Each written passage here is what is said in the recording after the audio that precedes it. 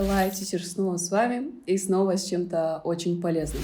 Сегодняшняя наша тема будет не только о том, как повысить ваш уровень, в целом ваш словарный запас английского языка, но и о том, как можно развить ваше позитивное мышление и в целом ваш хороший настрой на жизнь. So, киток. Данное видео хотела бы поделить на две стороны. Первая сторона — это позитивное мышление, и вторая сторона — это английский язык. А затем я объясню вообще, чем связаны эти две темы между собой, хотя они на самом деле очень различны. Итак, давайте начнем с позитивного мышления, со стороны позитивного мышления. Почему я вообще затронула эту тему? Для меня, как для преподавателя, самым большим значением, огромным значением является именно то, как себя чувствуют мои ученики во время моих уроков, и вообще с каким настроем они идут получать новые знания и вообще что-то новое. Учеными доказано то, что какие-то новые знания или что-либо усваивается намного легче, когда человек чувствует себя комфортно и ни о чем не беспокоится. А в частности, нам мешают позитивно мыслить именно негативные мысли, конечно же. И я решила, получается, поделиться со своим таким навыком, методом того, как можно развить и сформировать привычку позитивно мыслить. Итак, все, что вам понадобится, так это изначально в целом понимать то, что у каждого из нас вообще в нашей жизни очень много хороших моментов происходит. Очень много позитивных моментов, но единственное, что нам нужно научиться их замечать. То есть в течение вашего дня вы, возможно, никогда не замечаете или же не стараетесь даже замечать, что на самом деле миллионы хороших событий, хороших моментов происходят за какое-то время, например, за сегодня. К сожалению, многие люди начинают думать о том, что хорошие моменты или хорошие события — это обязательно что-то грандиозное, либо же о том, как вообще исполняются ваши мечты, что-то такое. На самом деле я говорю о тех моментах, которые происходят, простые события, которые происходят вообще с каждым человеком в течение его дня. К примеру, нахождение новой песни, которая нравится вам, которую вы могли бы слушать, например, на протяжении всего месяца, или же просто улыбка какого-то незнакомца, или же помощь со стороны и так далее, хорошая погода и любые какие-то мелкие события, они тоже по-своему хороши. Главное научиться это замечать и вообще научиться понимать значимость этого всего. Итак, в чем вообще мораль этой привычки и как ее сформировать? На самом деле, эта привычка вообще пришла ко мне как-то спонтанно, как-то импульсивно. И как она вообще начинается? Что вам нужно сделать изначально, так это найти место, где заканчивается ваш день.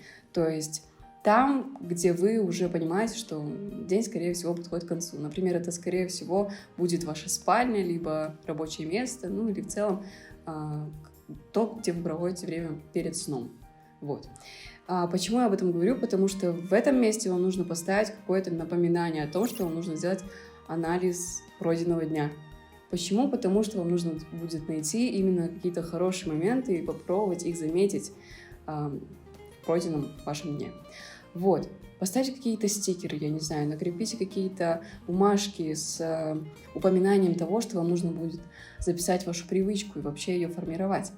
Например, поставьте, не знаю, какой-то стикер около кровати, и в конце дня, уже когда вы будете ложиться спать, вы поймете то, что вам нужно записать что-то хорошее и заметить что-то хорошее, что произошло с вами в этом дне.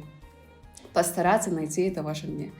К примеру, как я говорила ранее, нахождение нового трека, хорошая погода и так далее. То есть начинать с малого, по одной хорошей привычке в день записывать, и этого будет достаточно, по одной заметке. Вы можете записывать это в свой дневник, ежедневник, даже заметки в телефоне. Этого достаточно. Начинайте с одной заметки, и затем потихоньку это превратится в базовую рутину позитивного мышления. Вот. Сейчас мы откладываем в сторону позитивное мышление и берем в сторону английского языка. Как это вообще теперь связано и почему я это вообще беру сюда? Английский язык в целом очень много людей жалуются и утверждают то, что на самом деле очень тяжело взять и просто начать изучать словарь английского языка, когда ты в целом с этим никак не связан и никак это не практикуешь в своей жизни. Да, я соглашусь, это сложно. Но тут я бы хотела что-то упомянуть насчет того, что вы знаете множество названий, например, каких-то лекарств, каких-то напитков, каких-то материалов, деталей, которые вы тоже не так часто упоминаете в своей речи на вашем родном языке или на том же языке, на котором вам комфортно общаться. Но вы знаете, все эти детали, как они называются и так далее. Вы можете это запомнить. И тут вы скажете, это потому что это на моем родном языке или потому что мне комфортно разговаривать на данном языке. Хотя на самом деле тут зацепка вообще в другом. Тут я хотела бы остановиться с вами. Возьмем пример какого-то напитка и множество напитков, например. Возьмем, которые находятся в ближайшем вашем магазине. Вы знаете название всех этих напитков, где они стоят, вообще почем они продаются и так далее. Все эти детали, которые на самом деле не так уж и часто используются в вашей речи по сей день. Возьмем один напиток, вы знаете его название, и на самом деле, в частности, если вы разговариваете на русском или казахском языке, все наши напитки здесь, в Казахстане, они, в частности, называются не на русском, а на казахском языке. Но вы, на самом деле, знаете все их названия. Как это происходит? Вы, на самом деле, запоминаете не само название, а то, что вас с этим связывает. То есть, например, вы взяли какой-то напиток, выпили его и поняли то, что вы ощутили какое-то приятное ощущение, там вам понравился вкус и так далее. И вы пытаетесь как-то озаглавить данное событие, которое с вами произошло, данное ощущение каким-то названием, и при этом вы запоминаете название напитка, к примеру. То есть здесь играет связь такая вот ситуация и ваше ощущение, то, что вы почувствовали в этот момент. Поэтому вы запоминаете множество названий, множество каких-то деталей, потому что они как-то связаны с вашей жизнью и в целом как-то связаны с вами. И здесь я хотела бы объяснить теперь, как это вообще связано английский язык, вот эта вот ситуация и привычки позитивного мышления. Как я упомянула ранее, я сказала то, что вам нужно будет записывать по одному хорошему событию, которое произошло с вами за протяжении одного дня, да? И затем я хочу, чтобы вы брали и как-то озаглавили каждое событие, только не на русском языке, а на английском. То есть, например, как я говорила ранее, возьмем с моего примера из моей жизни. Как-то раз я была подписана на очень такого крутого блогера, который вдохновлял меня в целом на ментальное здоровье по поводу философии и так далее, и в целом интересных тем, которые для меня являются любопытными. Вот. И как-то раз я в его Instagram Stories увидела то, что на фоне его видео играет какая-то музыка, какой-то трек. Мне он очень понравился, но я не знала его название. Я решила написать этому блогеру, и, конечно, я вообще не ожидала то, что он, возможно, может мне ответить. И как-то раз я в итоге написала ему, и через несколько минут он мне ответил. Я ощутила очень приятные эмоции, и в целом очень какое-то приятное такое, не знаю, бурю эмоций, что ли, потому что я не ожидала этого. И эта ситуация была связана с английским языком. Почему? Потому что трек, который я искала, о котором я написала ему, назывался «One Man Can Change the World». На минуточку, на тот момент я вообще не знала английский язык. Я понимала, что такое one, что такое man, что такое can, что такое world. Примерно понимала, что это может значить.